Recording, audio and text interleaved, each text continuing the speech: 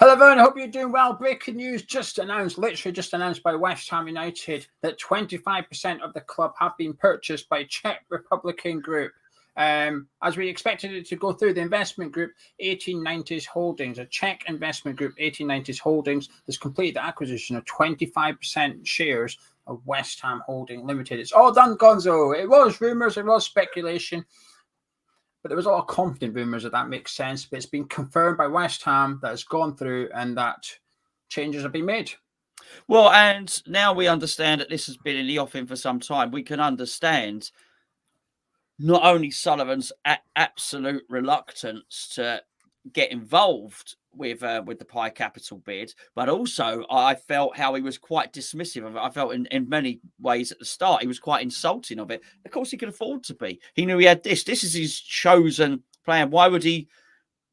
You know what? We know he likes control at the club. We know he likes being at the club. Why would he relinquish total control for something he didn't think was an acceptable amount when he can basically create new shares? It seems. I don't know. You're going to tell me some details, because we've jumped straight live on here. Why would he do that when actually he can sell 25% of the club from new shares, keep control, and get investment, which, it's yet to be seen where the money will go, but he'll be delighted with this. Anyway, the statement is on the official website. I'll just read a little bit of it. It just says, West Ham United pleased to announce that Czech investment group 1890s Holdings AS has completed the acquisition of 25% shares of West Ham Holding Limited. As part of the agreement, it is intended that 1890s Holdings AS chairman Daniel Kuczynski and his colleague Pavel Horsky will become members of the board of directors of West Ham Holdings Limited. And then it just says that he's a successful lawyer and businessman, so on and so forth. Anyway, that's the statement. Then just has a little bit from Daniel Business, and he's excited, a bit from Canna Brady saying she's happy to welcome and stuff. So I had a little look-see Gonzo, and I found something that's interesting. Tell us. David Sullivan now owns 38.8% of West Ham United. David Gold, 25.1%. WHUFC, whose main owner is Albert Smith, is 8%, which used to be 10%. Other investors is 1.1%. And then, obviously, the 1890s holding is 27%.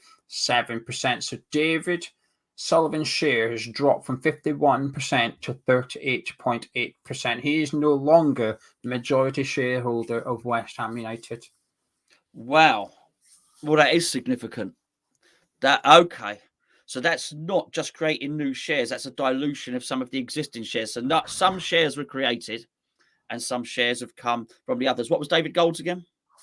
It is currently 25.1%. If I remember off the top of my head, it was 35 points. So 0.1. So that's significant because that 0.1 keeps him slightly more shares than Daniel Kuczynski. No, Daniel Kuczynski's 27%. Oh, it's 27. 25. Yeah. Oh, I thought he said it taken 25% of it. 27%. Okay. So David Gold is now the third largest shareholder in West Ham United.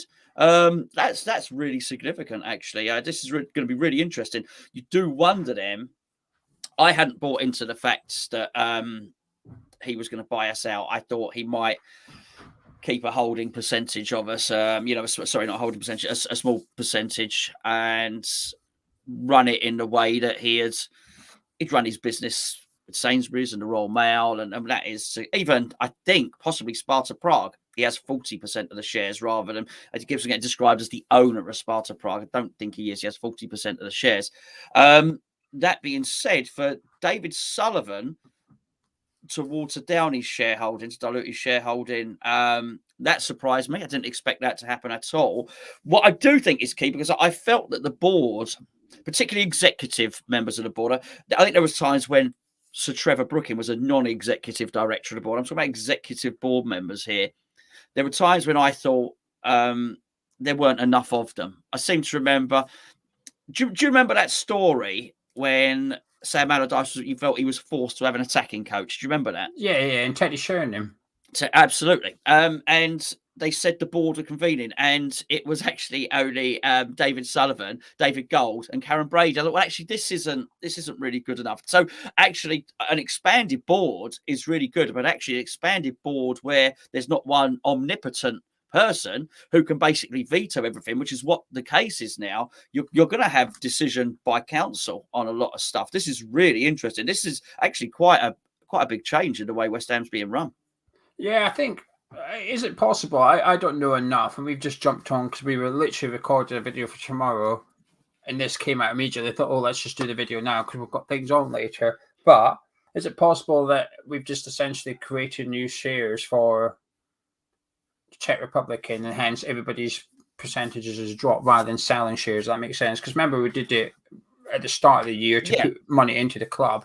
Because the one thing I have been a bit not suspicious about, because remember when they said all the rumors are all the money's going back into the club, pay off the debt. I thought, well, why would Sullivan and Gold sell their shares and then pay off the debt with their money? That bit didn't add up to me. I thought, well, why would they do that? Because they could have paid off the debt long before themselves if they wanted to. Half of the debt's, most of the debt's owed to them, including interest.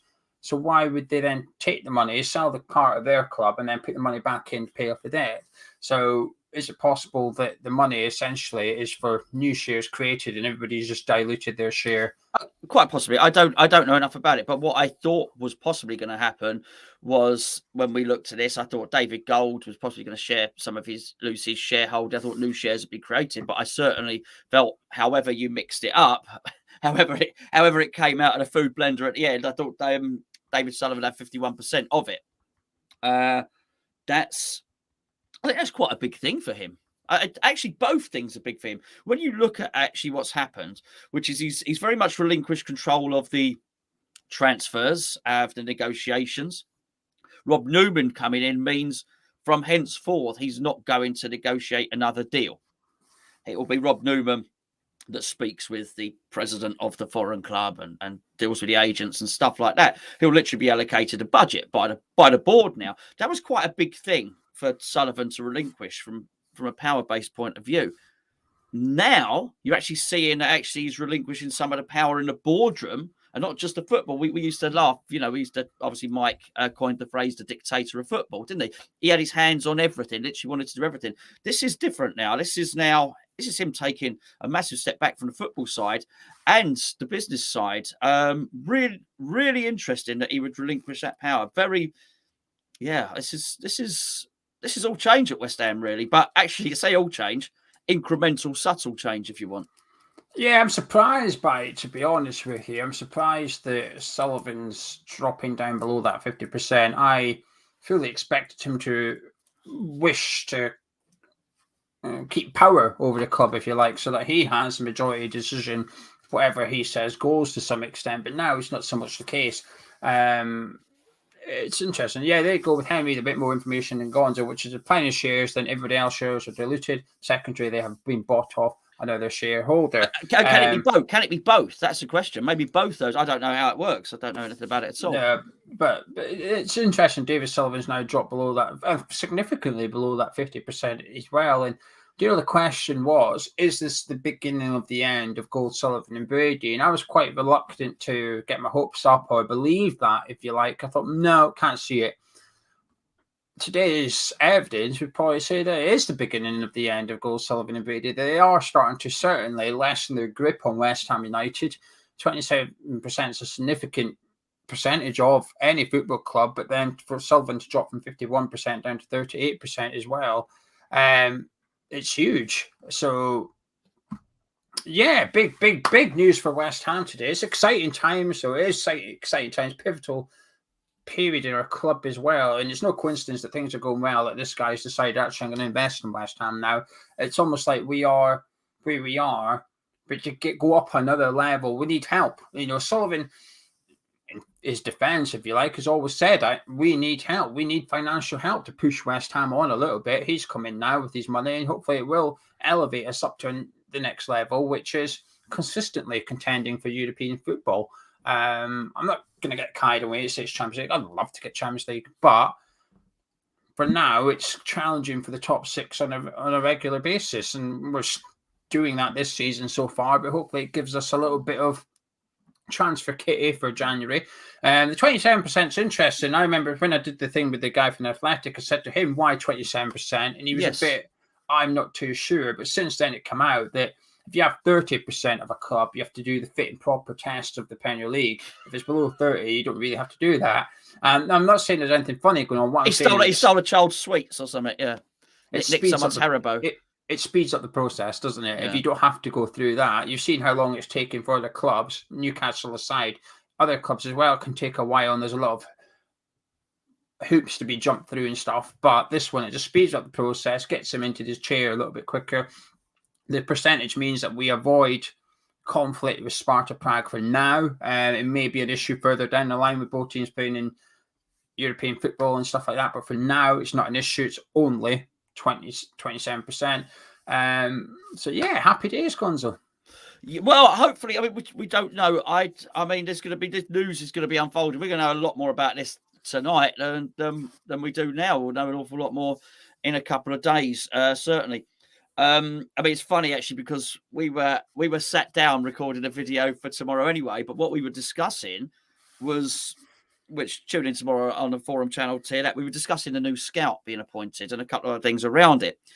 What I would hope, Geo, is that this continues what we're doing, that push towards a more professional West Ham, with Moyes still bringing scouts in, with Rob Newman getting people, and all the things we're going to discuss in tomorrow's video. I hope that doesn't change because of this news, because I like the direction that the club is going in. I mean, just looking at what Majors posted there, it's not anything that we don't know, but I'm absolutely with that sentiment, because as when you did the interview with The Athletic, he said something which we've all said for a long time, which is David Sullivan's money is in commercial property. We said this through COVID. Commercial property took a massive hit through COVID as well. So he's just not as wealthy as he used to be. David Gold as well. I don't pretend to know how well Summers are doing. I know you bought a lot of stuff off yourself from them, Geo, during COVID, which obviously would have inflated the share price somewhat. But they're not as wealthy as they might be. So this injection of another billionaire coming in, I don't think he's going to throw billions at it. I don't think we're going to be seeing that. But even if some of it goes to pay off the debt, and that then frees up so we can actually, it sounds crazy, but actually borrow a bit more money for this window, or even if it's something like that, it just frees up 30 or 40 million or something for that next window coming up. I think that could make a hell of a difference to us. Obviously, the natural link is going to be Adam Hlošek for obvious reasons. We'll deal with that another time, maybe. But hopefully good news. There's far more stability about this than is what's happened at Newcastle, by the way, which is when the guys have gone in at Newcastle, I think they very much thought, oh, hold on, we'll come in, we'll get him, we'll get Conte. Well, no, you won't, because Tottenham are going to get him. Oh, we'll get Fonseca. Well, no, you won't, because he doesn't want to come. We'll get Emery. They couldn't even sack Steve Bruce. Amanda wanted to sack Steve Bruce, but she needed permission first, and she couldn't get it for about a week. Well, because we all know why that is. But Emery, no, thank you. I'd rather stay here. Then it's a case of, who do we need? We need somebody. So they've certainly got themselves a manager there that they'll end up sacking before his contract's expired. And I think this is better, because you've got someone coming in, a bit under a third, and there's already stuff in place. It's a case of, okay, here's the club, this is how it's run. We've got a director of recruitment, a director of football's coming in. We've got a head of scouting. This is the manager. He's really successful. There's not that, he's not walking into that mess. So I quite like the way this has been done. This is infinitely infinitely better position than if Pi Capital had have taken over, certainly. Yeah, 100%. I think at the minute West Ham are very attractive on the pitch for football players, regardless of who you are. We're in a very attractive position, arguably the most attractive of being in the Premier League era to other players playing in Germany, France, whatever.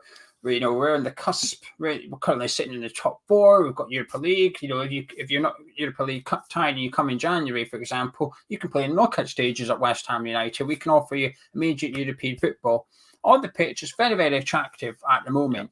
This has just made West Ham even more attractive. off the pitch as well as on it. Now, people say whether you speak about the managers you've spoken about and players, they're being a bit ambitious with the players who are linked to Newcastle, but the whole, why would, if you were to say to somebody, if someone says, well, I think Newcastle might sign this player, and you say, why will they sign it? Well, it's a project, right? Okay, I'll tell you what, West Ham's project is far more appealing than Newcastle's at the minute. We are almost 3 steps ahead of Newcastle in regards to a project, if you want. And Newcastle have almost tried to jump the queue a little bit.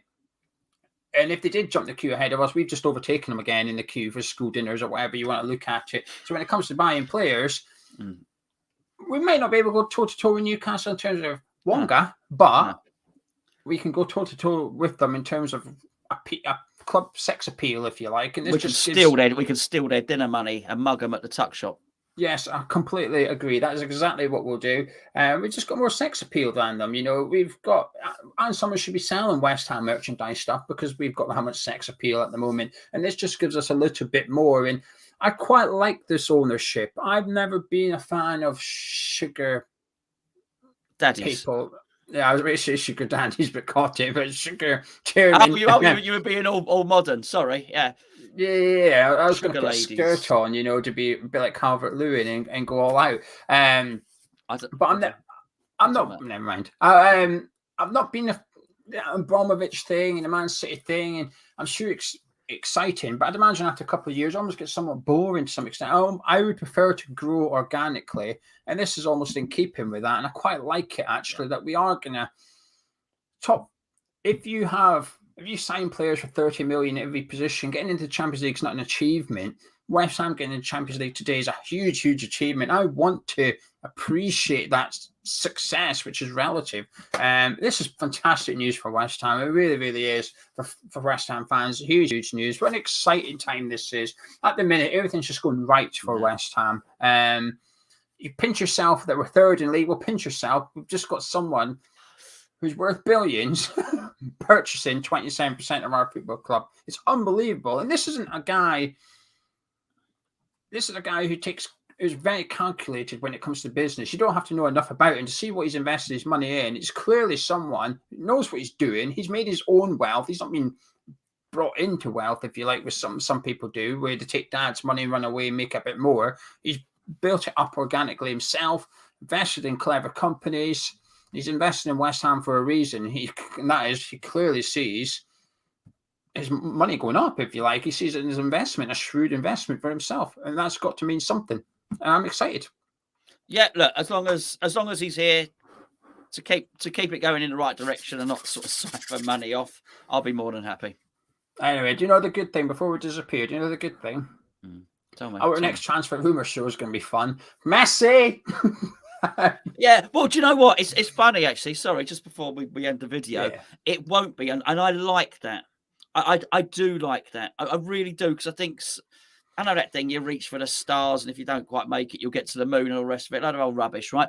I like that. I like the fact that we're not that club, because I think it creates unrealistic expectations. I think you bring players to your club who might not want to be there. I know for a fact Zuma will be absolutely delighted with his choice. Absolutely delighted. He's left Chelsea. He's stayed in London. West Ham are doing really well. He's probably thinking, well, this is brilliant. This is sort of what I'm used to in many respects. I think if we went the other way, let's say we did have 300 million to spend, I think we might spend the winter chasing people that wouldn't necessarily come to West Ham. Why would they? Why would Erling Haaland come to West Ham? I think that really wouldn't. It's ridiculous. But I think it's like with the Newcastle one. Newcastle, Liam, who's a Newcastle fan in the chat, said we're just not attractive at the moment, so the players won't come. Basically, they got the money, but they're not attractive at the moment. And he's right. What the owners should have done is known where they are at the time. I think actually there's no point us chasing Conte or Emery. We're not going to get them, and have the plan at that level. And I think our plan is exactly at the moment at Europa League level. Do you know what I mean? We're not trying to do that, and I'm really happy with that. If we can get the next runner player just under, and it's more interesting. It's more interesting for our transfer show as well. Yeah, happy days. Oh, I'm smiling now. I was smiling because of the results. It's started to fade a little bit as the week's gone on. The win against Liverpool's starting to fade a little bit. I've got a smile back now for other reasons. And the irony is, we just recorded a video at the start of it saying it's barrel scrapings. There's nothing to talk about. Excuse us, and we spent 15 minutes being silly. So that'll be tomorrow's video, because now we do have something to talk about, and it is just a story of West Ham keeps going and going. Happy days. Anyway, if you enjoyed this video, drop a like, comment, subscribe if you're new around here. Daniel Kutinsky, him and his pal now own 27% of West Ham United. David Sullivan, just a mere 38.8% as well. Catch you in a bit.